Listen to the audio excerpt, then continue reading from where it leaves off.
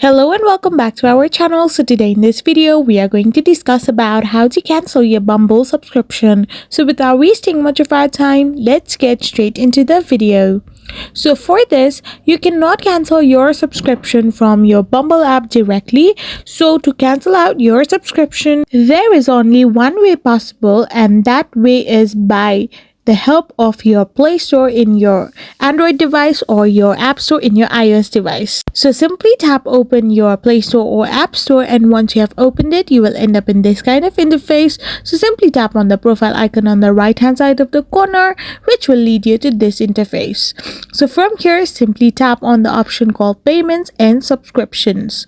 Once you have tapped on Payments and Subscriptions, you will be redirected to this page where you need to now tap on the subscriptions option.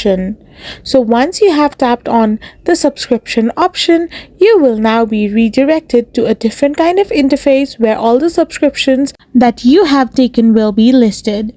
So from here, you can find your Bumble subscription as well if you have taken that, and simply tap on the remove option to cancel out your subscription on Bumble.